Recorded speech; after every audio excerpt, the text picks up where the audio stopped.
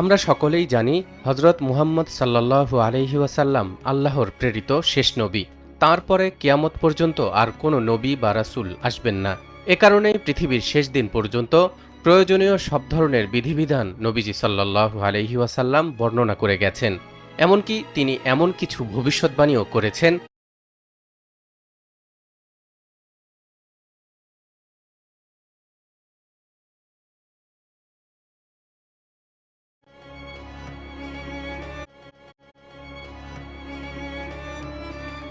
আমরা সকলেই জানি হজরত মুহাম্মদ সাল্লাল্লাহু আলাইহি ওয়াসাল্লাম আল্লাহর প্রেরিত শেষ নবী।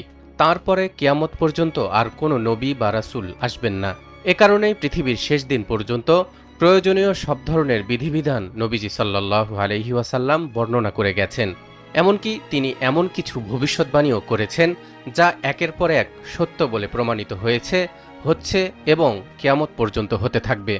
রাসূলুল্লাহ সাল্লাল্লাহু আলাইহি ওয়াসাল্লামের বেশ কিছু হাদিসে চলমান ইরান ইসরায়েল যুদ্ধ, ফিলিস্তিন ও আল আকসার নিয়ন্ত্রণ এবং ইহুদি ও মুসলমানদের চূড়ান্ত লড়াইয়ের ফলাফলের কথা গুরুত্বের সাথে স্থান পেয়েছে। প্রিয় দর্শক, আজ আমরা সেসব হাদিস নিয়েই কথা বলবো, সঙ্গেই থাকুন। বর্তমানে সারা বিশ্বের মুসলমানদের উপর কাফেরদের নির্যাতনের মাত্রা দিন দিন বেড়েই চলেছে। ইহুদি খ্রিস্টানরা সকলে একজোট হয়ে একের পর এক মুসলিম দেশে আক্রমণ করছে। এর মধ্যে বছরের পর বছর ধরে ফিলিস্তিনে হামলা, ভূমি অধিগ্রহণ ও জোরপূর্বক আল আকসা মসজিদের নিয়ন্ত্রণ নিয়ে রেখেছে ইহুদিবাদী রাষ্ট্র ইসরায়েল।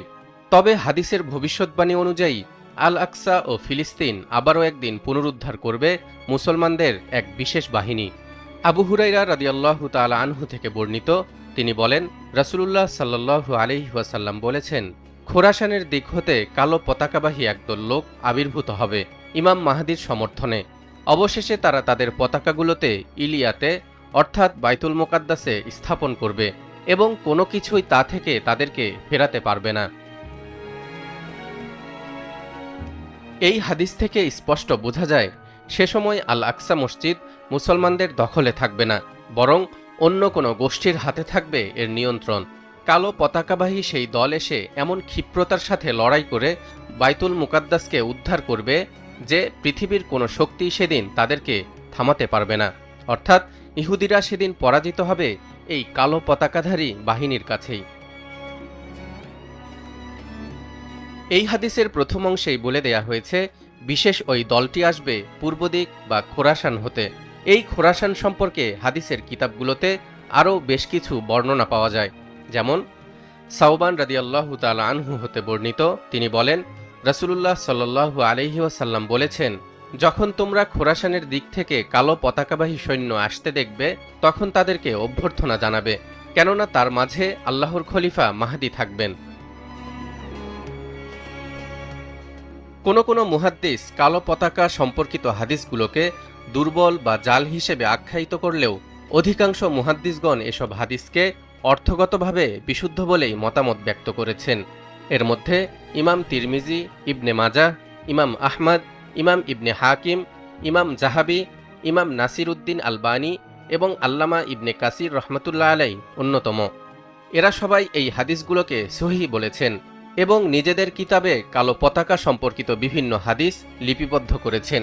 যেমন ইবনে মাজাহ রহমতুল্লাহ আলাই তার কিতাবে একটি হাদিস বর্ণনা করেছেন এভাবে, রাসূলুল্লাহ সাল্লাল্লাহু আলাইহি ওয়াসাল্লাম বলেছেন, তোমাদের ধনভাণ্ডার অর্থাৎ কাবার ধনভাণ্ডার নিয়ে ৩ জন খলিফার পুত্র যুদ্ধ করবে, কিন্তু এদের কারো হাতেই সেই ধনভাণ্ডার যাবে না। তারপর পূর্ব দিক থেকে কালো পতাকাবাহী বাহিনী প্রকাশ পাবে এবং তারা এমনভাবে তোমাদের হত্যা করবে যা কোনো জাতি আর কখনো করেনি। এরপর আল্লাহর নবী এমন কিছু বললেন যা আমি স্মরণ করতে পারি না।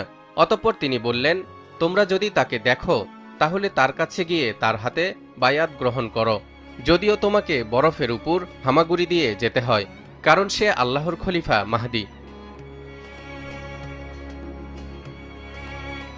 হাদিসে বর্ণিত সেই খোরাসান বলতে আসলে পৃথিবীর কোন অঞ্চলকে বোঝানো হয়েছে? দর্শক, খোরাসান হল মধ্য এশিয়ার একটি ঐতিহাসিক অঞ্চল। নবী করিম সাল্লাল্লাহু আলাইহি ওয়াসাল্লামের যুগে বর্তমান উত্তর পূর্ব ইরান তথা নিশাপুর, তুস, মাশহাদ, জুরজান, দামাঘান, উত্তর পশ্চিম আফগানিস্তান তথা হেরাত, বলখ, কাবুল, গাজনি, কান্দাহার, দক্ষিণ তুর্কমেনিস্তান তথা মেরি প্রদেশ, মার্ভ, সানজান, উত্তর পশ্চিম তাজিকিস্তান তথা সুগধ প্রদেশের খোজান্দ, পাঞ্জাকেন্দ, উত্তর ও দক্ষিণ পূর্ব উজবেকিস্তান তথা সমরকান্দ, বুখারা, শেহরিসাবজ, আমু নদী ও সির নদীর মধ্যাঞ্চল, উত্তর পশ্চিম পাকিস্তান তথা মালাকান্দ, সোয়াত, দির, চিত্রাল এবং দক্ষিণ কাজাখস্তানের এক বিস্তীর্ণ অঞ্চল খোরাসানের অন্তর্ভুক্ত বলে বিবেচিত হতো। তবে বর্তমানে খোরাসান অঞ্চল ইরানের 3টি আলাদা প্রদেশে বিভক্ত: খোরাসানে রেজাভি, খোরাসানে জনুবি, খোরাসানে সোমালি। এটি এমন একটি ঐতিহাসিক ও প্রাচীন অঞ্চল যা ইসলামের প্রথম যুগে ও মধ্যযুগে অনেক গুরুত্বপূর্ণ ভূমিকা পালন করেছে। একসময় এটি পারস্য সাম্রাজ্যের গুরুত্বপূর্ণ অংশ ছিল এবং ইসলামের স্বর্ণযুগে জ্ঞান, বিজ্ঞান ও সাহিত্য চর্চার অন্যতম কেন্দ্র হিসেবে বিবেচিত হতো। এসব এলাকায় বহু বিখ্যাত মুসলিম বিজ্ঞানী ও চিন্তাবিদ জন্মগ্রহণ করেছেন। খোরাসান ইসলামের ইতিহাসে যেমন গুরুত্বপূর্ণ, তেমনি বর্তমানের ভূরাজনীতিতেও একটি নীতি নির্ধারক শক্তি।